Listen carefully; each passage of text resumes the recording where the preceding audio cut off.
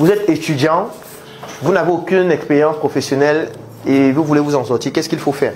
Il faut offrir vos prestations gratuitement. C'est tout. Vous identifiez une entreprise dans laquelle vous voulez travailler, dans laquelle vous voulez faire vos preuves et vous venez les offrir gratuitement. On va vous rejeter parce que même pour offrir gratuitement, ça a un coût.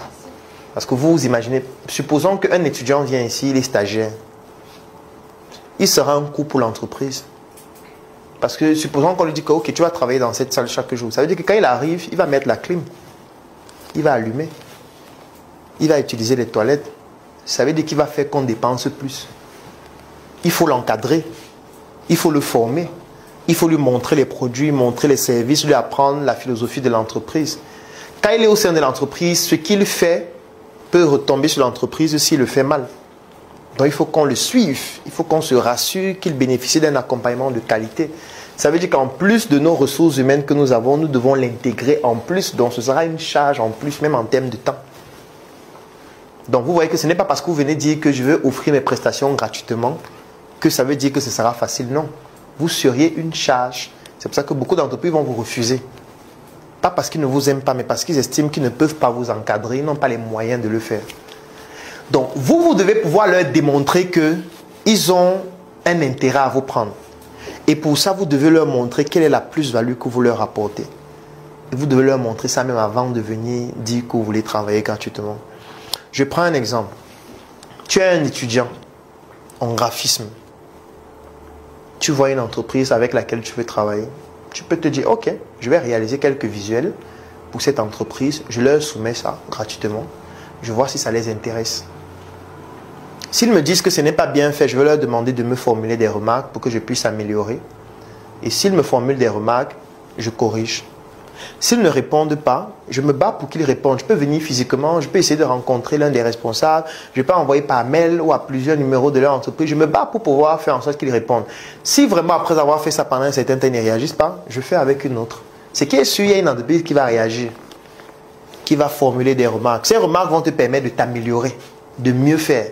Et s'ils se rendent compte à partir d'un certain moment que ce que tu fais a une certaine valeur, parce que peut-être quand tu l'as fait, ils ont aimé, ils ont communiqué dessus, ils ont commandé d'autres, ça veut dire que tu commences à leur apporter de la valeur. Et quand tu leur apportes de la valeur, ce sera beaucoup plus facile pour eux de te dire, si c'est que tu leur fais une offre, viens. On va travailler de telle façon. C'est le seul moyen. Donc vous devez apporter de la valeur à une entreprise sans demander leur avis. C'est que vous voyez une entreprise, en fonction de vos compétences, vous identifiez un besoin qu'ils ont, une difficulté ou alors quelque chose qu'ils ne font pas assez bien. Vous avez vraiment toutes les compétences pour mieux faire et vous leur dites, voilà ce que j'ai fait. Je me suis rendu compte que vous n'avez pas de site internet, j'ai créé un site internet pour vous, voilà le lien. Je me suis rendu compte que vous avez des difficultés pour pouvoir vendre vos produits dans telle ville. J'ai acheté vos produits, j'ai vendu là-bas. Voilà les gens qui ont acheté, ils sont très intéressés. Voilà même quelqu'un qui veut redistribuer. Comment est-ce que ça se passe? Toute entreprise est sensible à des personnes qui viennent pour apporter de la valeur, pas pour prendre de la valeur. Parce que vous devez apporter de la valeur avant d'en prendre. Sauf que le problème de l'étudiant qui n'a pas d'expérience, c'est il croit qu'il est trop fort. Il croit qu'il est indispensable. Il croit qu'on doit le supplier. Il croit que parce qu'il est un étudiant, il vient faire le stage, il ne demande pas d'argent, ça veut dire qu'on doit lui ouvrir toutes les portes. Et parfois, il est même prétentieux. Il demande qu'on le paye directement. Oui, on peut te payer si vraiment tu apportes une valeur réelle. Parce que tu peux être un étudiant et tu es vraiment compétent. Si tu es un étudiant, tu es vraiment... Je prends peut-être un exemple. Tu es un étudiant et tu es un très bon vendeur. Tu arrives dans une entreprise, en une semaine, tu es capable de faire un chiffre d'affaires de 500 000 francs. Oui, tu peux exiger qu'on te paye. Que ce soit des commissions ou un fixe en plus des commissions. Mais tu viens d'une entreprise, tu ne connais rien, tu ne sais rien faire, tu n'apportes aucune valeur.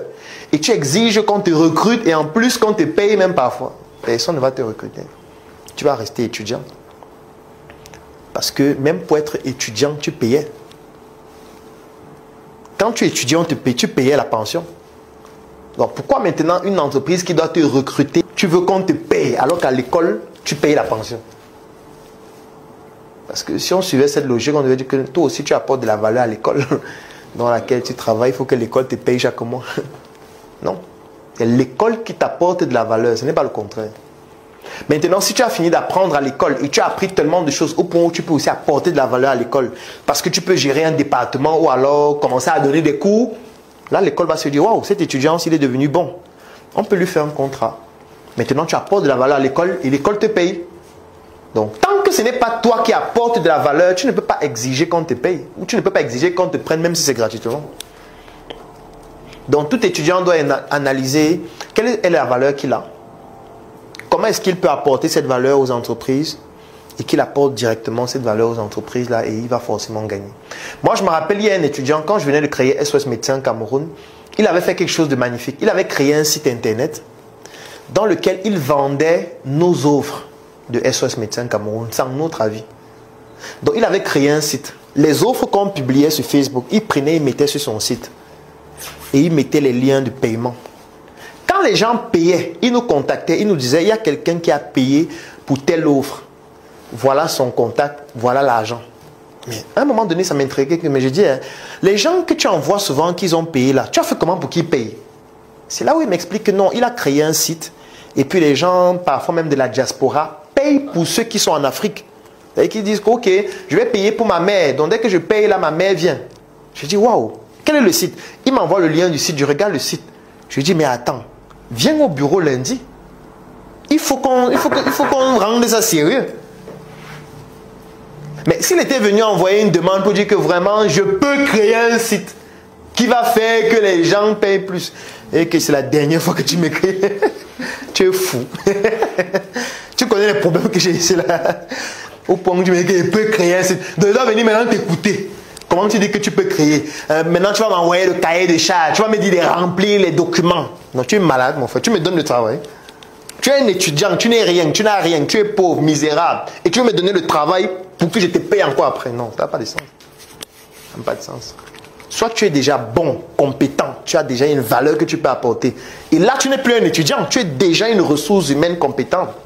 On négocie de comment est-ce qu'on travaille, on paye ce qu'il faut payer. Soit tu es un étudiant et tu es humble.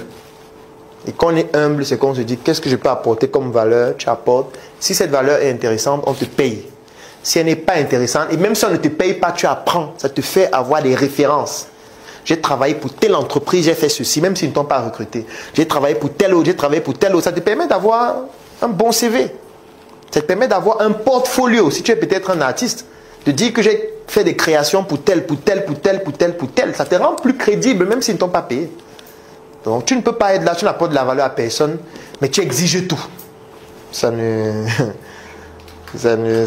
mal se terminer.